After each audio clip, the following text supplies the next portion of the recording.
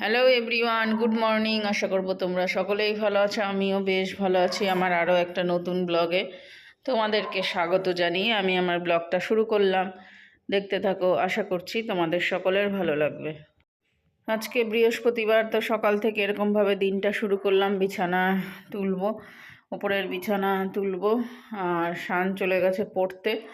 তো আজকে যেহেতু সকালবেলা শানের পড়া থাকে, ওর জন্য তাড়াতাড়ি বিছানাটাও তোলা হয়ে যায়। যেদিন বেলা করে ওঠে সেদিন তোমার বিছানা তুলতেও দেরি হয়ে যায়।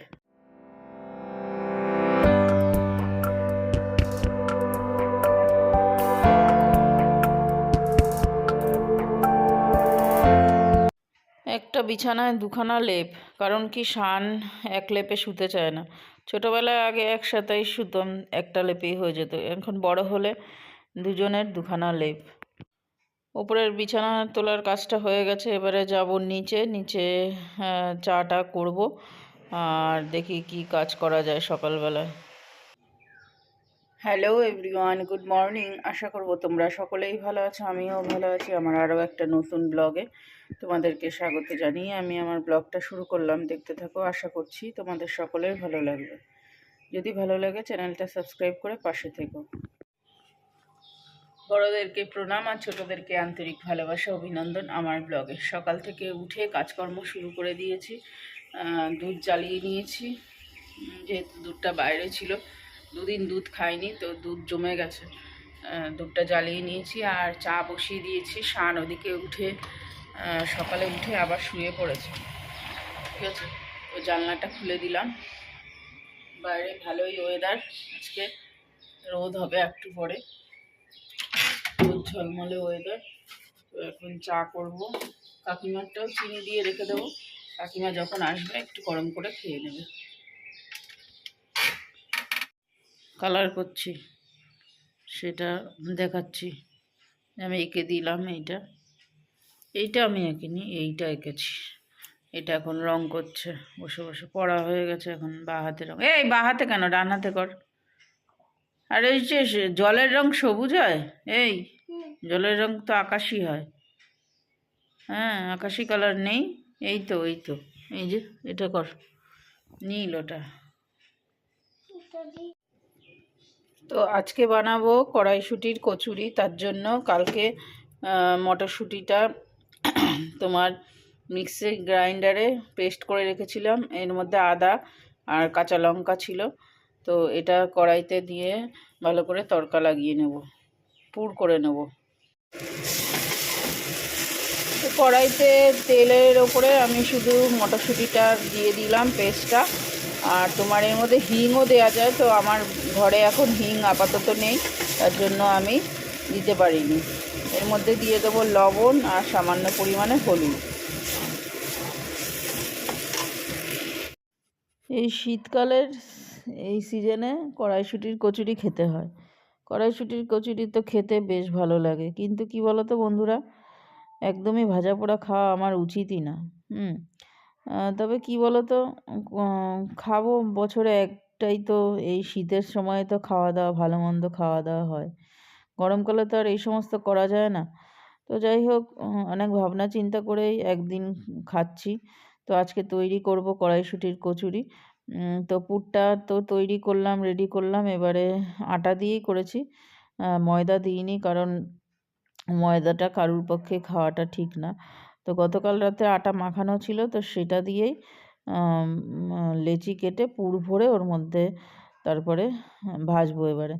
তো কড়াইশুঁটির কচুরিগুলো মানে তোমার রুটিগুলো না অনেকটা বড় হয়ে গেছিলো, অনেকটাই বড়, প্রায় পরোটার মতো হয়ে গেছিলো। তো যাই হোক, আমি, মা আর শান খায়নি। শান তো জিমে গেছে, ও খায়নি। দেখা যাক রাত্রে খায় কি না, করে দেবো। খেলে খাবে, না খেলে না খাবে। তো বেশ ভালো লাগে এই শীতকালে এই ভাজা পোড়া খেতে। গরম আসলে তখন আর এই সমস্ত ভাজা পোড়া খাওয়াও যাবে না। আর তখন গরমের জন্য তখন হচ্ছে গিয়ে উসপিস উসপিস করবো, এই উনুনের ধারে যাওয়া, তখন গরমের জ্বালায় মরে যাব। তো আর গরমকালে এই সমস্ত কড়াইশুঁটি পাওয়াও যায় না, আর করা তো দূরের কথা। তো শীতকালেই এই সমস্ত মেথির পরোটা, কড়াইশুঁটির কচুরি খেতে বেশ ভালো লাগে।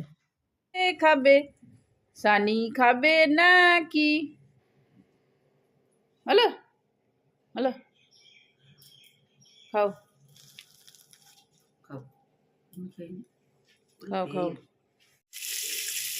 নিরামিষ একটা আলুর দম করবো, তো আলুটাকে প্রেশার কুকারে হালকা করে সিদ্ধ করে নিয়েছি, আর খোসা শুদ্ধ, তো খোসা ছাড়িয়ে নিয়েছি। এবারে খোসা ছাড়িয়ে এটা জিরে ফোড়ন দিয়েছি তেলের ওপরে। এবারে সামান্য পরিমাণে লবণ আর হলুদ দেব। লবণ আর হলুদ দিয়ে ভালো করে কষাবো, আর একটুখানি আদা দেব। আদাটা একটু পরে দিচ্ছি। মশলা হিসাবে কিছুই দেব না, শুধু আদা দেব, আর কিছু দেব না, আর কাঁচা লঙ্কা দেবো, ব্যাস। এরকমভাবেই রান্না করব। আর নামানোর সময় জিরের গুঁড়ো দিয়ে দেবো। এটা ভালো করে ভাজা হোক। আর আমি নিয়ে নিয়েছি দুখানা কচুরি, শুধুই খাবো কচুরিটা। তো শুধু খাওয়ার টেস্টটাই আলাদা। আলুর দমের সাথে খাওয়া যায়, তো আলুর দমটা এখনও হয়নি, তার জন্য শুধু কচুরিটাই খাবো। তো ফ্রেন্ডস, দেখো আমার পুরিটা কত সুন্দর হয়েছে। পুরো একদম পুরটা দেখা যাচ্ছে ভিতরে। দেখো পুরিটা একদম পারফেক্ট হয়েছে। তো এই যে নিয়ে বসেছি, এটাও ফুলেছে, কত সুন্দর লাগছে। এই পুরীর সাথে গরমা গরম আলুর দম হবে, বেশ ভালো লাগে। কিন্তু আলুর দম এখনো হয়ে ওঠেনি। আলুর দম কড়াইতে রয়েছে। ভালো হয়েছে, আর একদিন বানাবো। মানে এখন তো শান পড়তে গেছে, তো শানের জন্য বানানো হয়নি। আবার রাত্রেবেলা সন্ধ্যার দিকে শানকে বানিয়ে দেবো। তো পুরি তো শুধু শুধু খেয়েছি, এখন খাচ্ছি। কালকে তরকারি ছিল, এটা পেঁপের তরকারিটা, সেটাই খাচ্ছি। পুরি দিয়ে খেলে হতো, কিন্তু পুরির সাথে পেঁপের তরকারিটা ঠিক চলে না, তার জন্য পেঁপের তরকারিটা শুধু শুধু খাচ্ছি। তো আলুর দমটা আমার পুরোপুরি রেডি হয়ে গেছে। এর মধ্যে একটু মটর দিয়েছি, পুরো রেডি। একদম শুকনো শুকনো করেছি। পুরির সাথে এটা বেশ ভালো লাগবে আলুর দমটা। নামানোর আগে একটুখানি মশলা দিয়ে দিয়েছিলাম, জিরের গুঁড়ো। তো চলো কড়াইটা ভালো করে পরিষ্কার করে নামিয়ে নিই।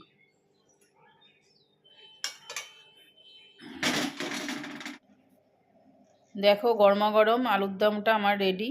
এটার সঙ্গে পুরি পুরো পারফেক্ট হয়ে যাবে।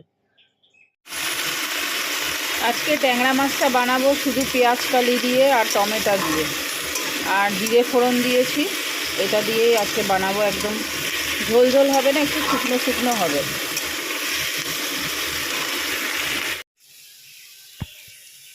আর হচ্ছে থোড় ভাজা।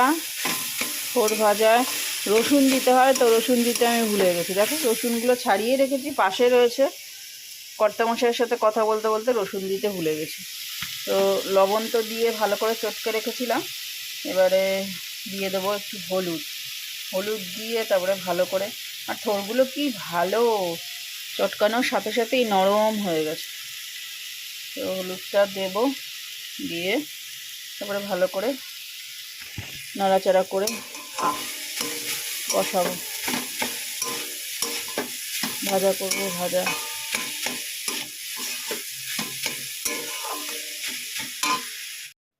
এখন নাকি রান্নার চ্যানেলে ট্রেন্ডিং চলছে নাকি এই টমেটো ভর্তা। তো সুকুমারের রান্নাঘর, ওর ভিডিও দেখেই আমি এই রান্নাটা করছি। ও বেশ রান্নার ভিডিও ভালো বানায়। তো আগে রসুনটা ভেজে নিয়েছি, বড় বড় কোয়া রসুন। ওটা আগে ভালো করে লাল লাল করে ভেজে নিয়েছি। তারপরে তেলের মধ্যে দিয়ে দেবো তোমার লঙ্কা আর পেঁয়াজ। এটা সর্ষের তেলে করা ভালো, কিন্তু আমি সর্ষের তেলটা অ্যাভয়েড করছি জন্য, সাদা তেল খাচ্ছি জন্য আমি সাদা তেলে করেছি। আর টমেটোটাকে দুভাগ করে নিয়েছি মাঝখান থেকে। তো ওটাকে লবণ দিয়ে ভালো করে ঢেকে ঢেকে রান্না করে নেব, যাতে টমেটোটা গলে যায়। তারপরে দেখো নামিয়ে নিয়েছি। এটা হচ্ছে টমেটো ভর্তা।